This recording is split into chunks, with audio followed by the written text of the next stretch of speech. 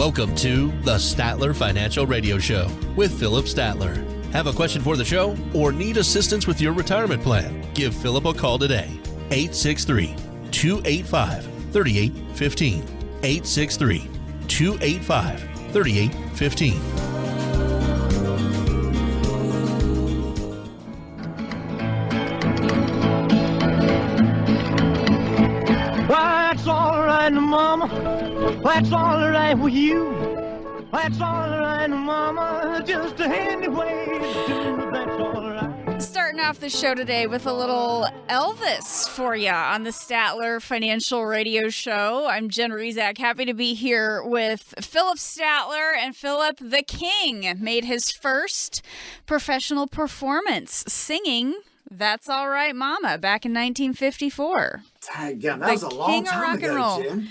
I know. And I'll tell you, if I could see any performer in concert, it would have been Elvis. I missed my chance. I was born after he passed away, but hearing my grandma's stories, one and only Elvis concert she and her sister tried to attend, and then he was mobbed on stage, and they had to go, and they didn't even get to see him.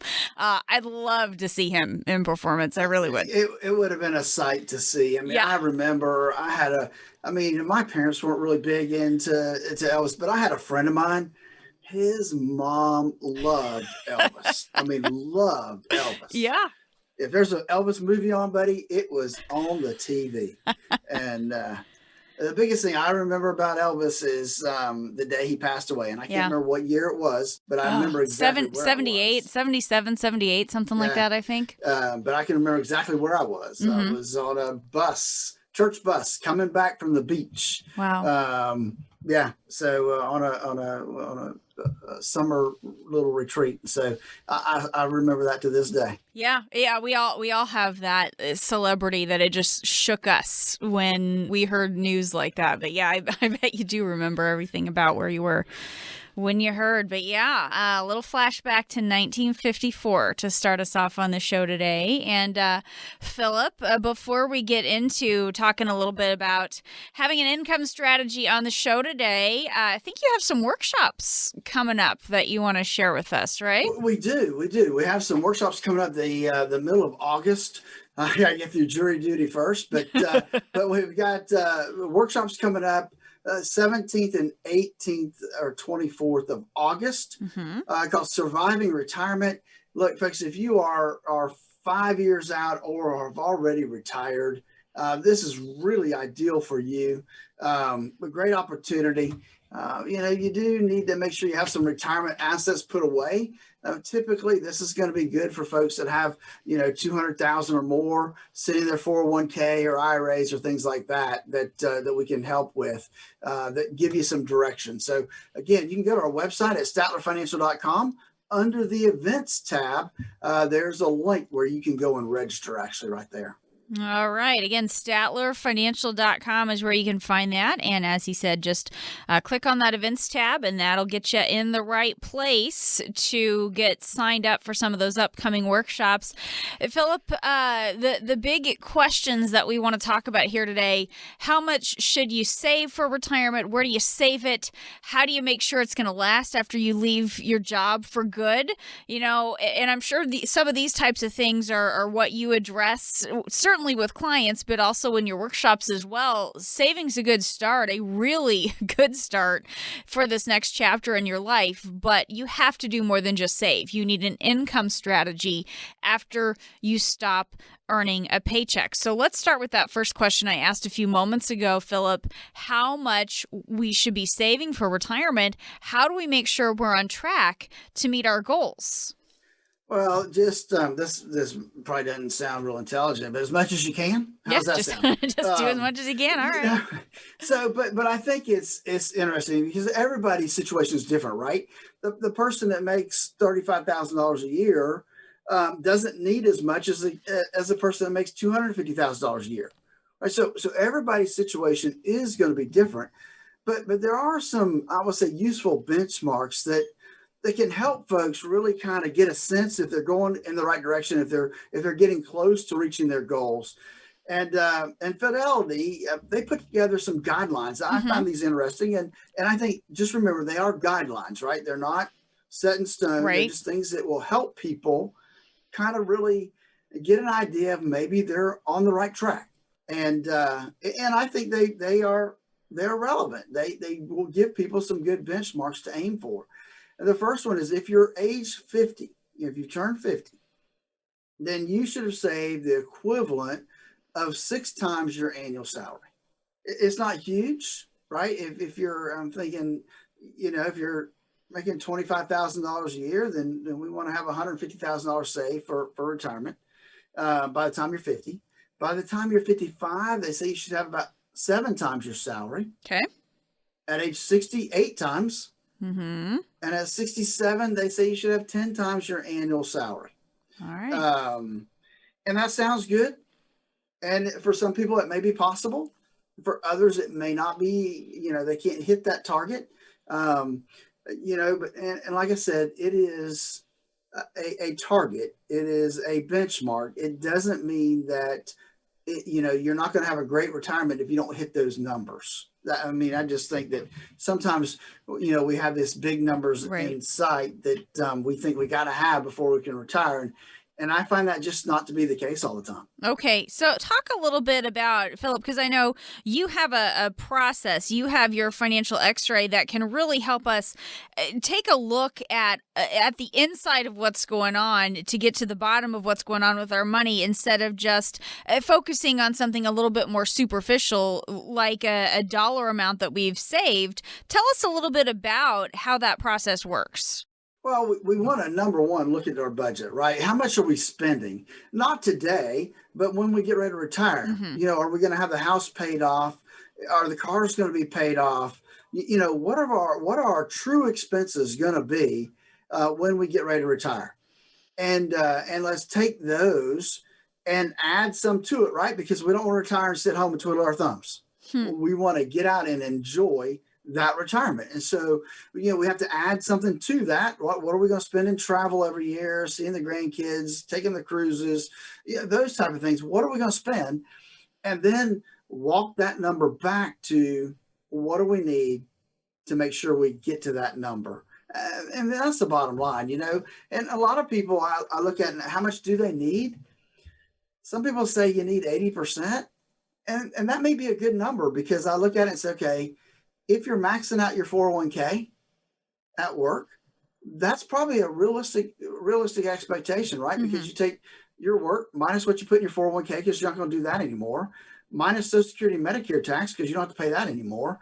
And that gets you really close to about 80% of your current income is kind of a good target. But really, working with somebody like you can help us identify some unique strategies that we might not come up with on our own. Right. One of the things that we look at, we've talked about this for quite some time, is using it as a college savings plan. Oh, yeah. Because you can put that money in. Hey, it's there for retirement if you don't need it for college. But if you need it for college, you can take your principal out and help your kid.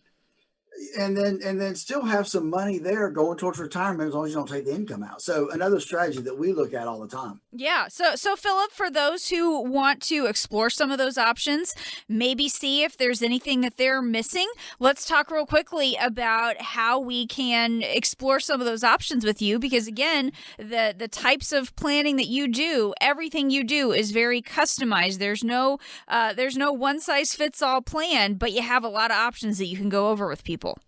There are. We've got a lot of tools in our toolbox, and that's because we are an independent firm, a fiduciary to our clients, all those things that are important for you to look at when you're trying to choose an advisor. So to sit down with us and get started through our process for your financial x-ray, all you have to do is give us a call at 863-285-3815. That's 863-285-3815. Don't wait. There's all kinds of stuff happening in the marketplace, your 401k. There's lots of things that can happen. And so you want to make sure you're on top of it. So give us a call at 863-285-3815 to schedule your financial x-ray. This is the Statler Financial Radio Show. We'll be back.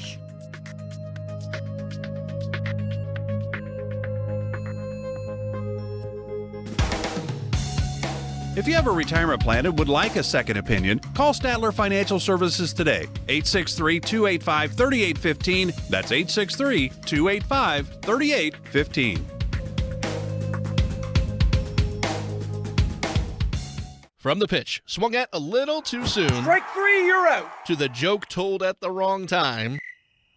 To barely missing your connecting flight. This is the final boarding call for Flight 109 to Chicago. Timing is everything. The same is true for your Social Security benefits. Take them too soon and you could leave a lot of money on the table. Take them too late and you might spend down too much of your savings. Everybody's situation can be different, but taking your Social Security benefits at the right time is important for your retirement success. Philip Statler at Statler Financial understands Social Security and can help you make decisions that are best for you and your retirement dreams. Call 863-285-3815 to start optimizing your benefits. With Social Security, timing is everything, so don't delay. Call Philip Statler at Statler Financial today. 863-285-3815. That's 863-285-3815. Our firm offers insurance services and is not affiliated with the U.S. government. Advisory services offered through Statler Financial Services, Inc., a registered investment advisory firm in the state of Florida.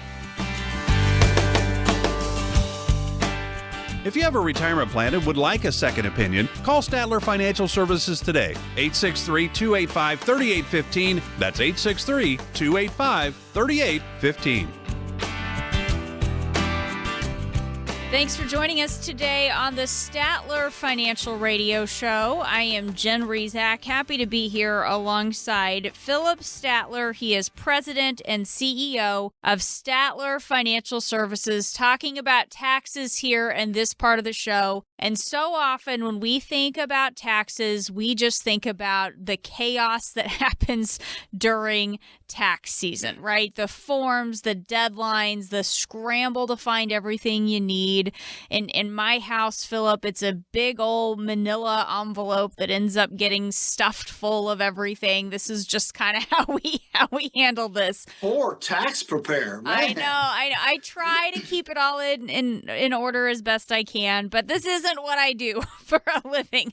The IRS, they actually send out over 8 billion pages in forms and instructions every year to help people get their taxes filed. It is a lot going on. There's so much to do. And when there's a lot going on, what do we all do? We put it off until the last minute. And that's just not the way to approach this either. But as we talk a little bit about taxes and the fact, Philip, that most of us focus on tax season as when they think about taxes, talk a little bit about the difference between focusing on tax season, getting our taxes done, and tax planning as a concept. Well, there is a big distinction between the two. And most folks only do the first one, and that's tax preparation. Mostly because we have to, right? We don't have a choice. The government requires us to file a tax return every year. And so that's what everybody focuses on. They want to get that tax return done. They're praying they're going to get a refund. Mm-hmm. And then they move on, and they don't think about it again until next year, when it's time to do the whole thing all over again, get their documents ready, right, go sit down with their preparer and get their taxes done. So that's preparation. Well, tax planning is a whole different ballgame. It's planning for your taxes, right? It's what does my income look like this year? What do my expenses look like this year?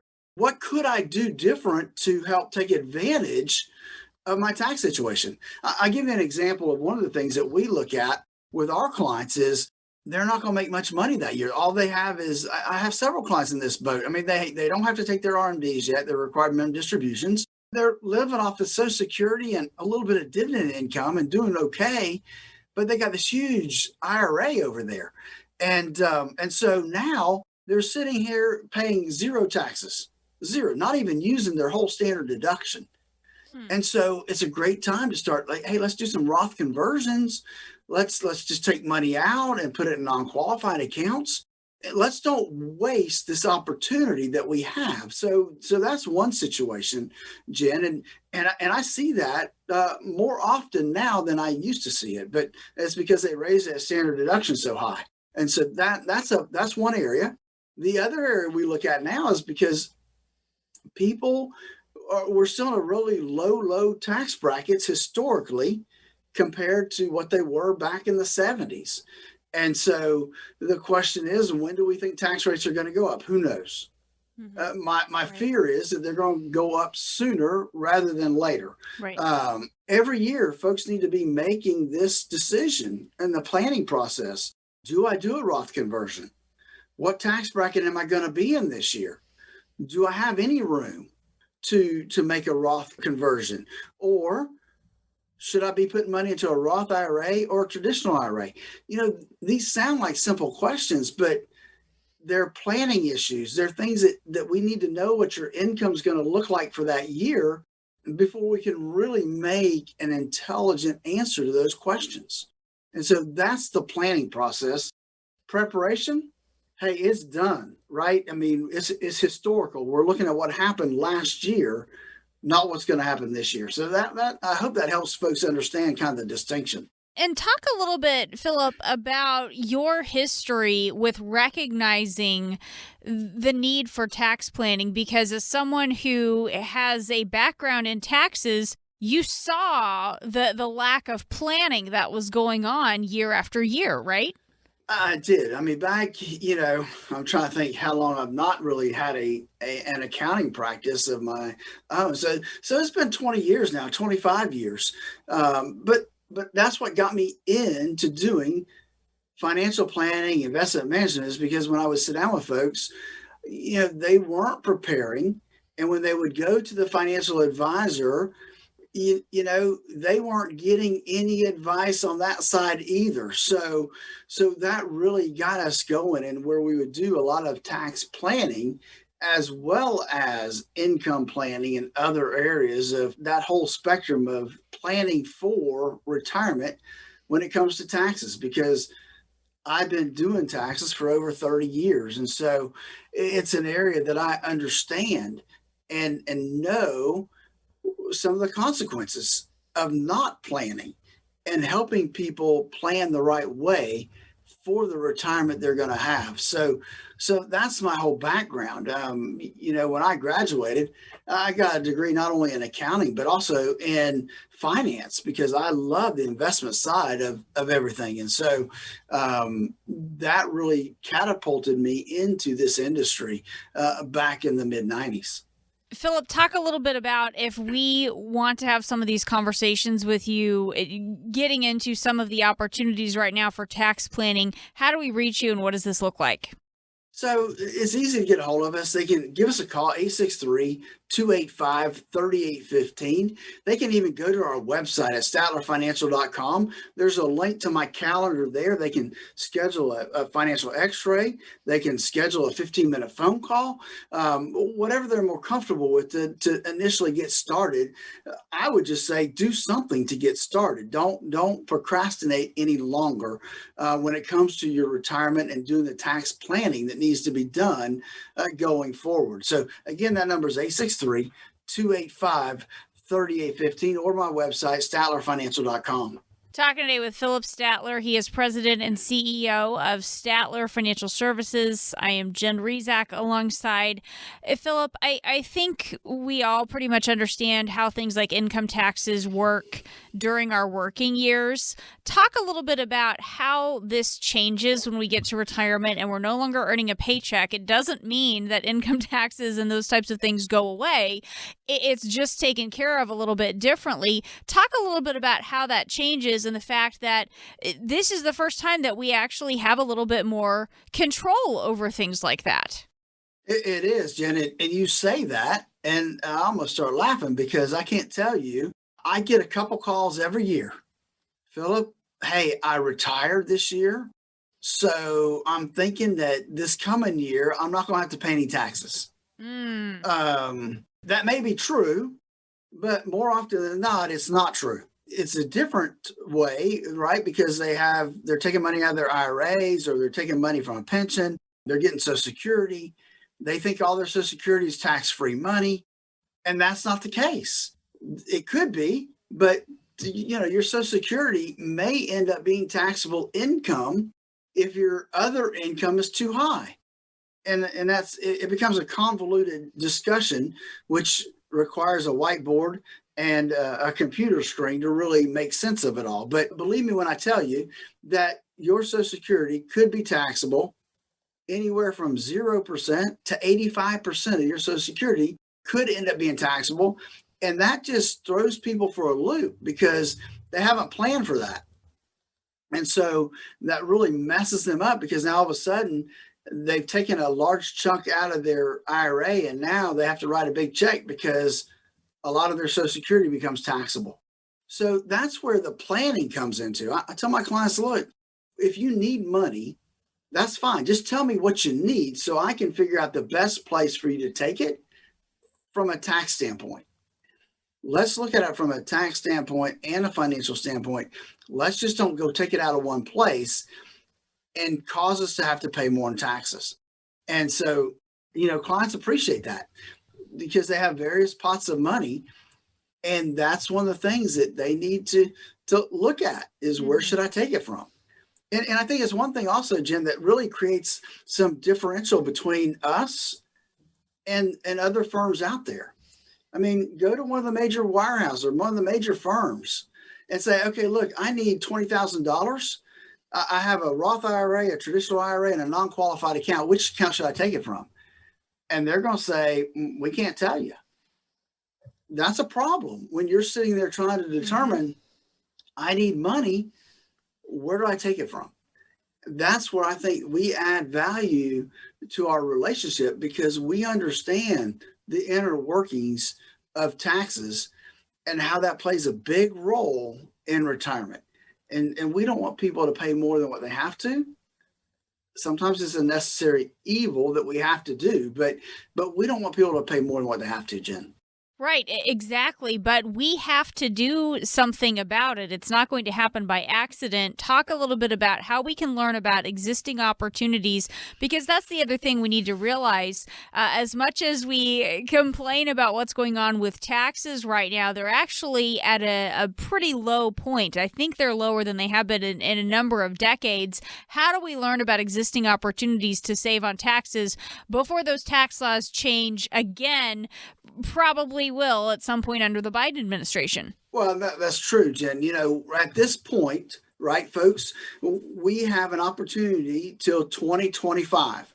2025, the Trump tax changes will expire and we'll go back to where we were before this tax law was passed.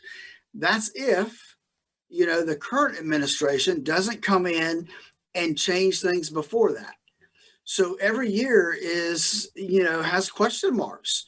But right now we know that we have 2021 that we can work with. And so it's a great opportunity to sit down and see what opportunities are available to you. Should I do a Roth conversion? Should I take my RMD and buy life insurance? What opportunities are out there that could enhance my net worth, could enhance what I give to my beneficiaries or to the charities of my choice? What's going to help put me in a lower tax bracket down the road? Folks, these are all things that we can answer today by starting that process. All you have to do, give us a call at 863-285-3815. That number again is 863-285-3815. Or again, you can go to our website at statlerfinancial.com. There's a lot of these radio shows are there, as well as a link to my calendar. You can schedule a 15-minute phone call. We can have a conversation about things that are important to you. You can schedule a financial x-ray where we can get together and actually analyze your portfolio to determine how much risk you have. So a lot of things available. All you have to do is give us a call at 863-285-3815 to get that process started. This is the Statler Financial Radio Show. We'll be back.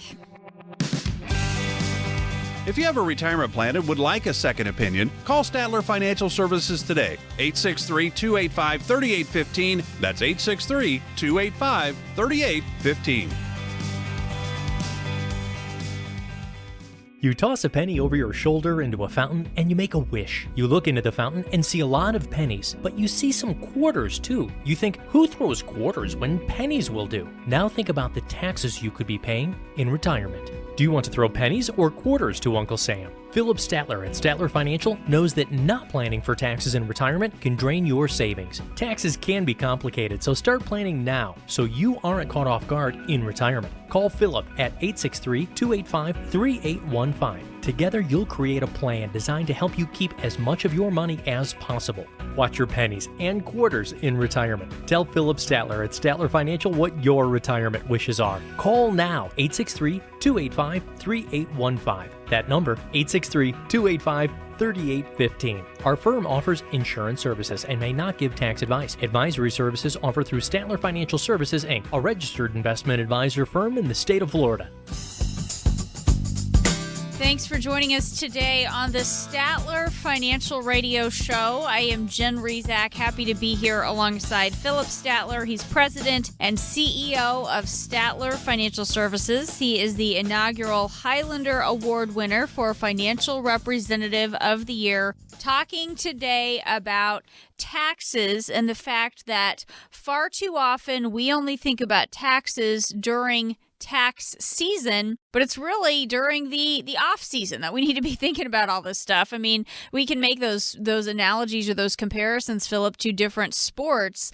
My kids aren't going to be going to the Olympics, I don't think, for anything that they do, but my daughters who are runners, they are doing training in the off season. They're running with their team even when it's not cross country season or track season. My boys who play baseball, they go to batting practice when it's not baseball season. So my kids get it. This is how this happens with sports. Why do so many people not take a similar approach when it comes to their finances and things like taxes and think about them in the off season? Well, I'm going to say probably the number one reason that folks don't do it is they don't think about it, right? They don't think about what they need to be looking at going forward. Mm-hmm. They're more concerned about filing and taking care of that past historical stuff. The second reason that's out there is they have a budgetary issue. They don't want to pay for it, right? It's not free. You have to sit down with a tax professional. You have to lay out what you're trying to accomplish. And you probably got to find a tax professional that has some investment savvy to them to get you through that. Or you need to work with a financial advisor that has the tax experience that they can help you walk through that process. And so that's the reason people miss out is because they don't think about it. They don't want to pay for it. And their current financial advisor can't give them advice on it. So those are the top three reasons it doesn't happen. Right. But it's so important that we think about it and we don't procrastinate here.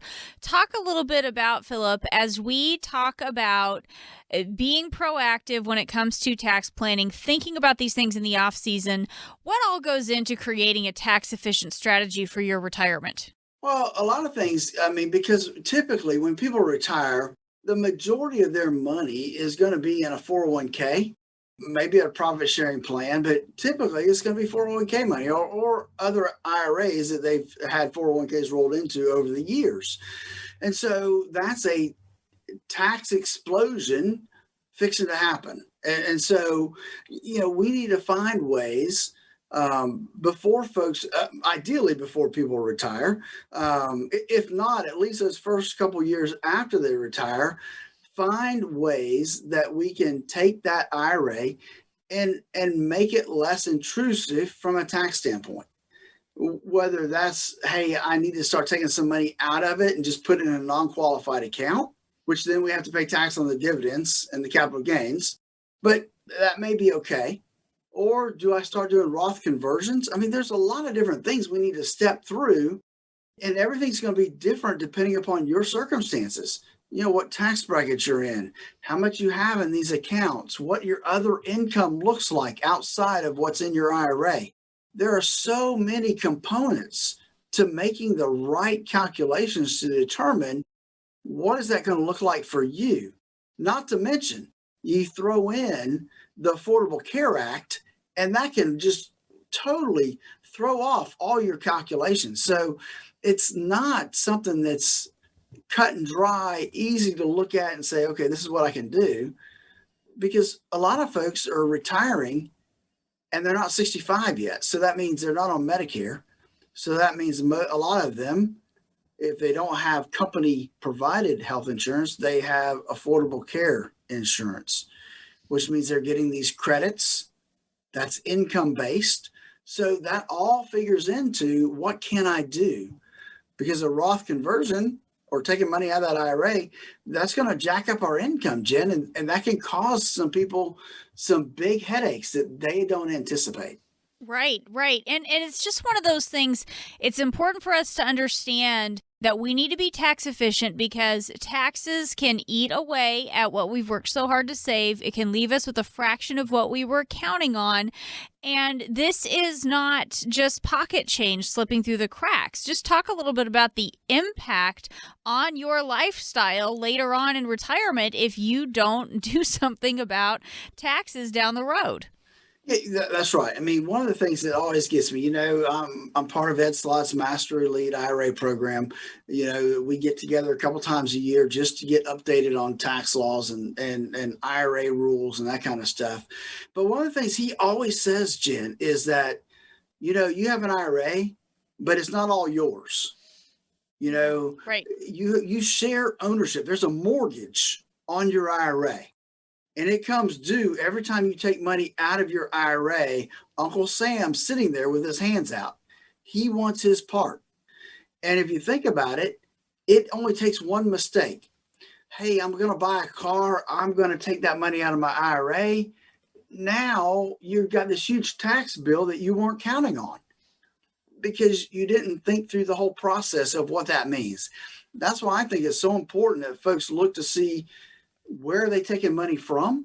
And let's be tax efficient with our distributions, because what could we do? Well, you could do a Roth conversion. Now, folks, listen, a Roth conversion is not free from taxes.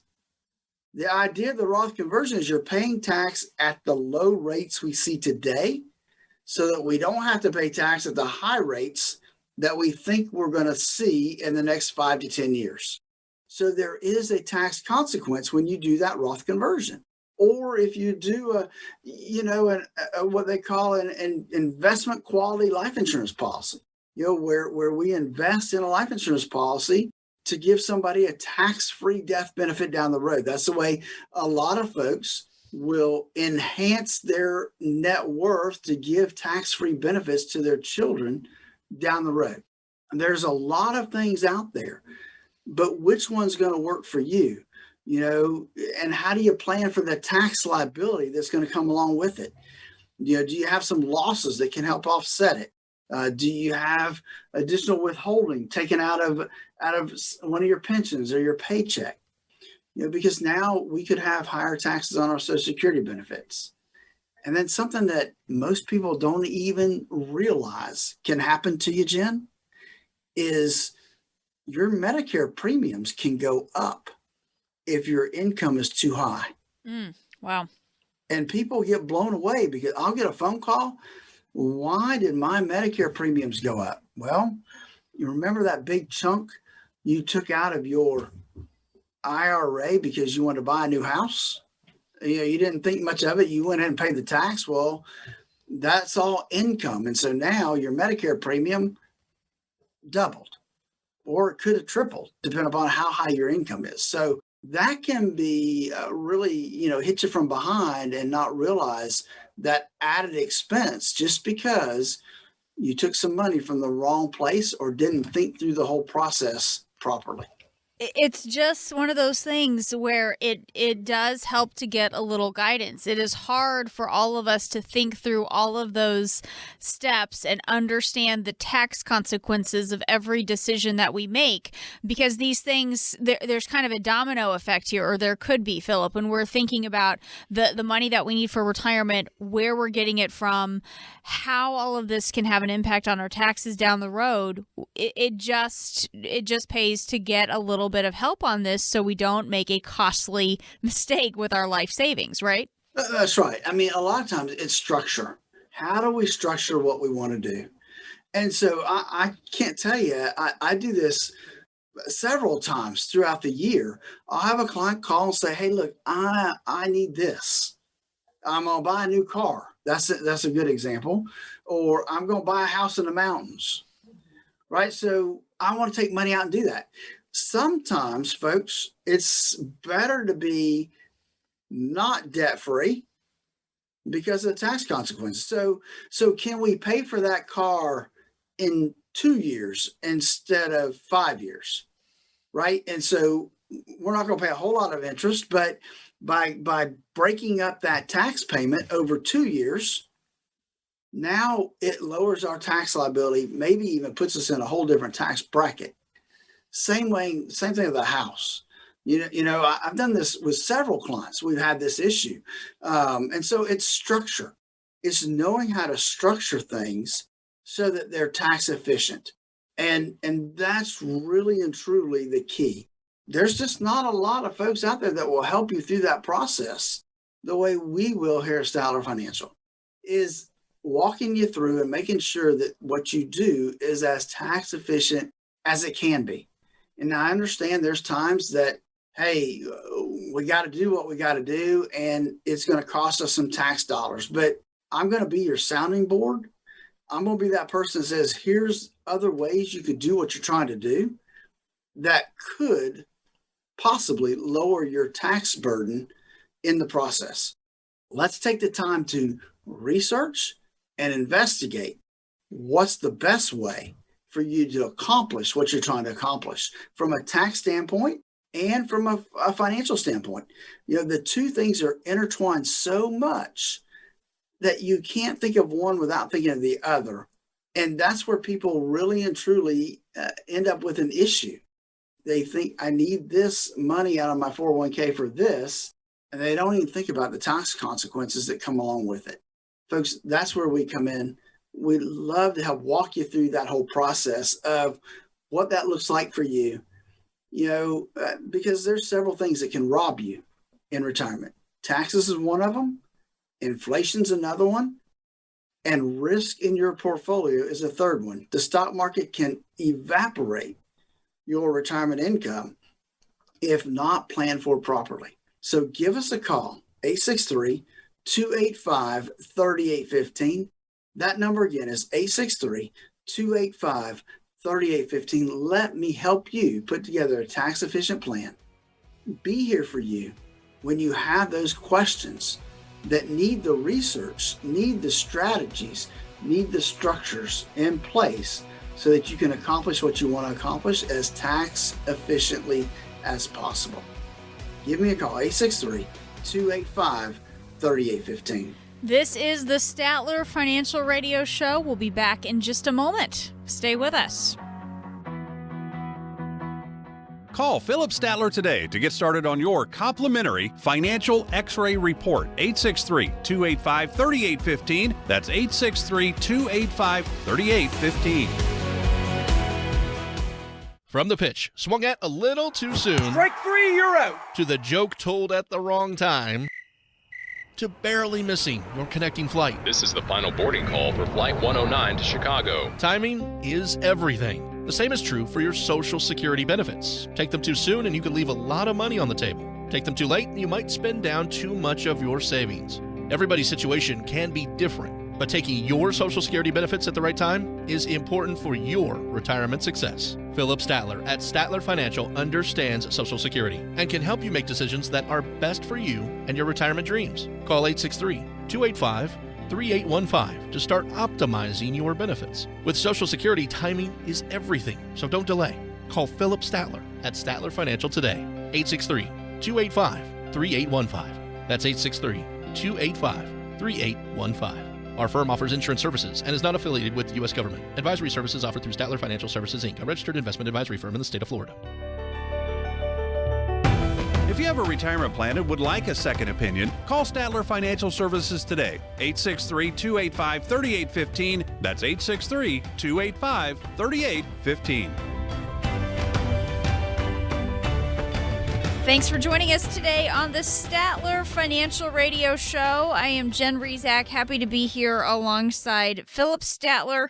He is president and CEO of Statler Financial Services.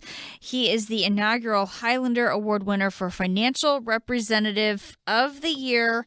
And Philip, I think this is interesting. First of all, I'm a big fan of the Olympics. Now, it's been weird this year. This is the weirdest Olympics ever with, really nobody in the stands, and it's kind of an off type of year.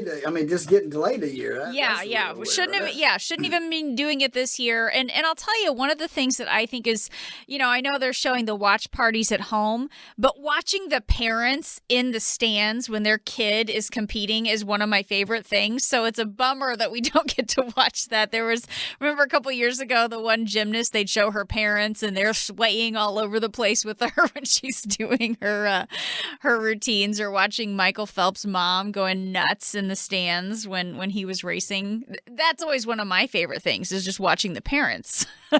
Yeah, it is. I was watching the other day, and they made a point, and I would feel the same way if my child was in the Olympics, is that how much time and energy and expense did those parents put into getting that child to the Olympics? They didn't do the athletic stuff, but they got them to practice. They paid some coaching bills along the way, and it took their schedule. Yeah. Right. And now they have to sit at home. They can't even be there. Yeah. But watch their child compete. I know. That's disheartening. I know. That's right. Can't hug them whether they win or lose. Yeah, I know. It's rough.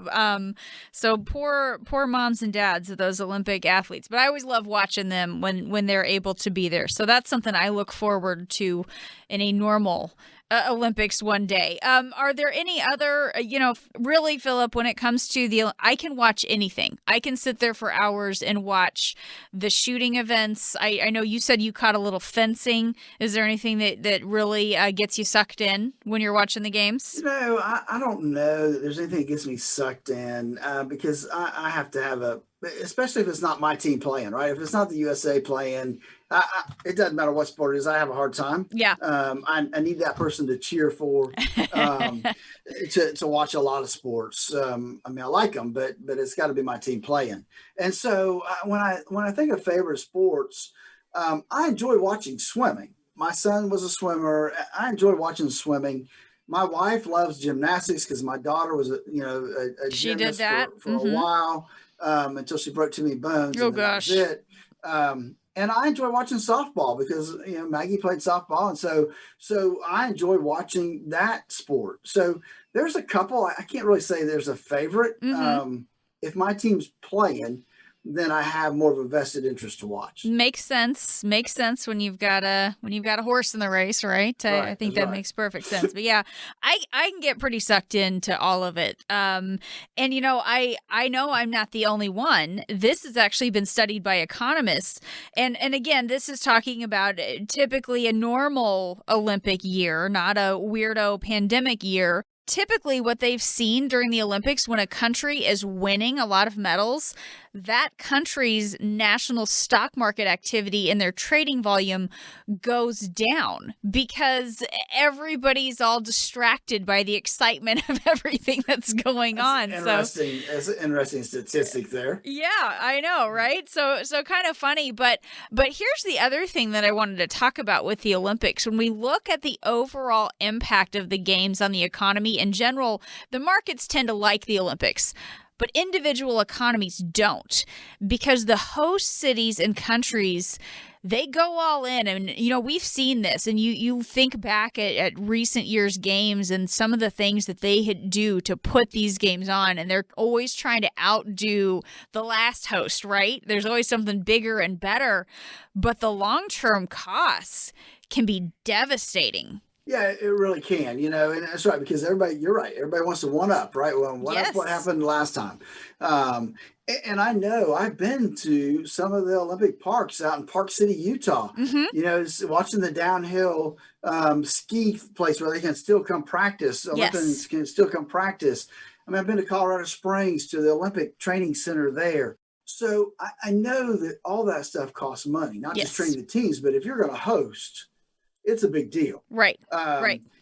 And I think I can't put my finger on the exact situation, but I want to think that one of the I can't remember if it was Los Angeles or one of those cities that was hosting really ran into some huge financial difficulties. Yeah. And that whole process of trying to get ready to prepare for the Olympics. And so I can just imagine the amount of money they spend. I think that's why we see Tokyo, right? Mm-hmm. Wanting so bad to make sure that this Olympics happens because they've spent so much time, energy, and money to make it happen.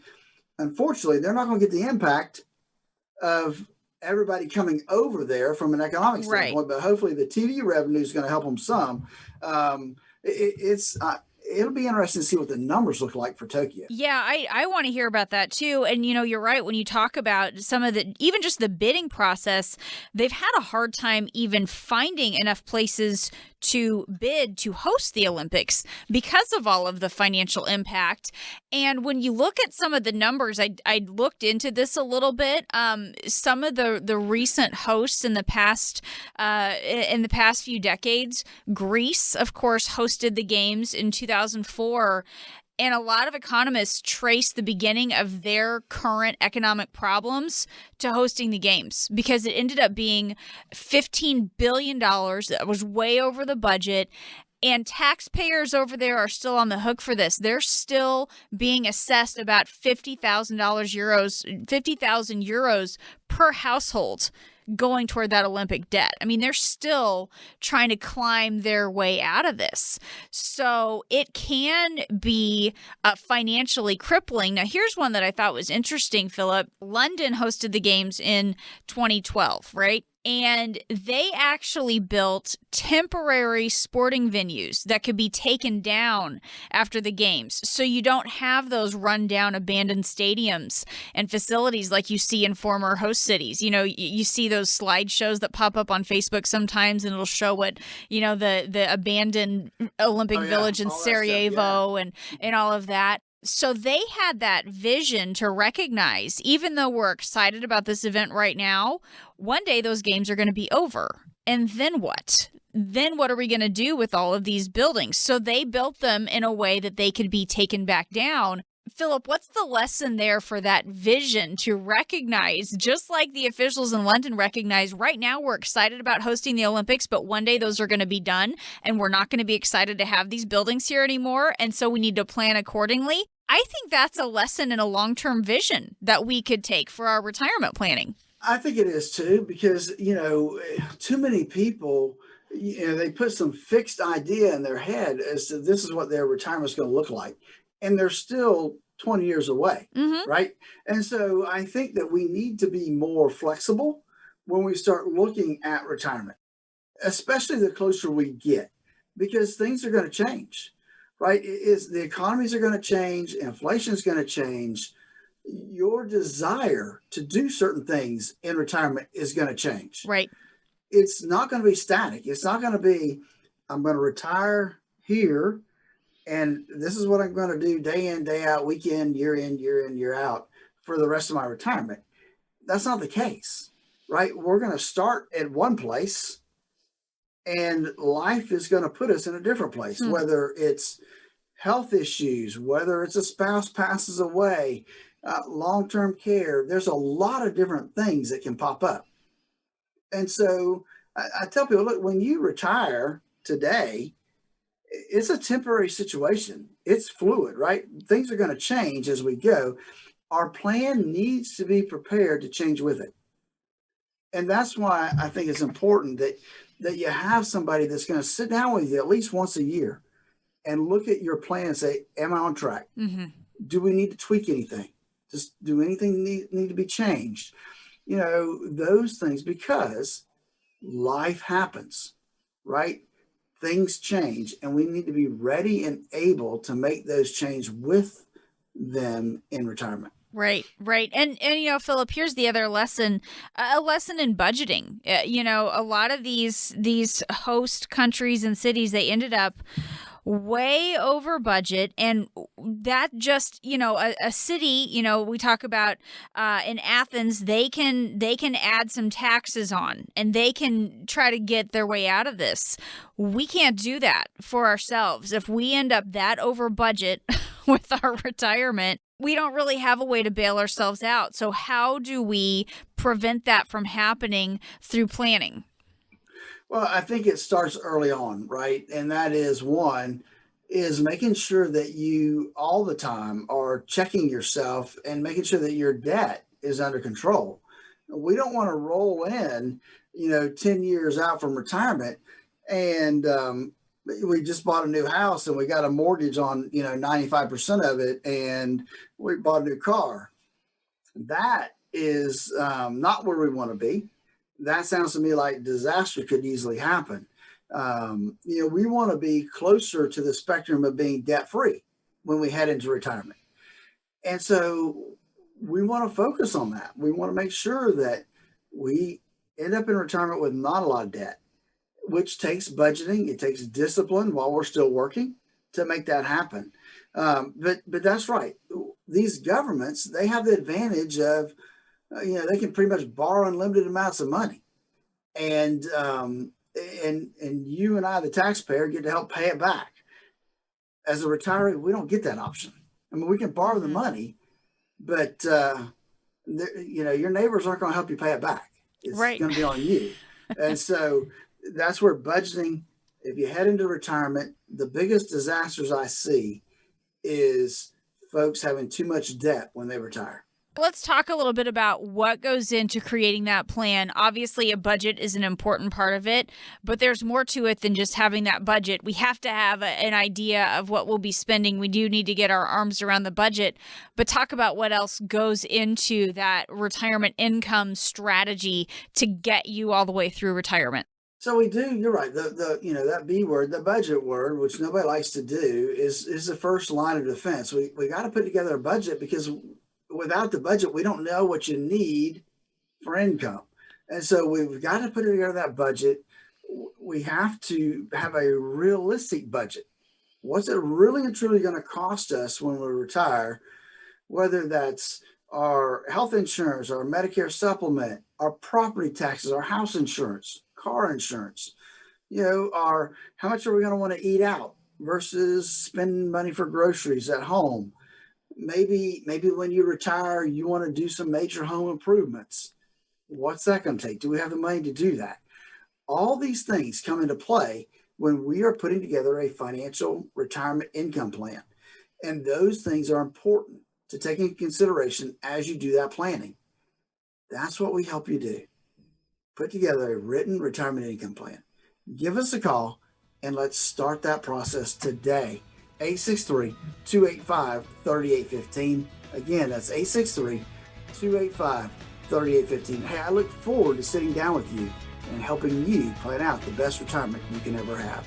That number again is 863-285-3815. Thanks for joining us today on the Statler Financial Radio Show. We'll be back again next week for more insights from Philip. We'll talk to you then.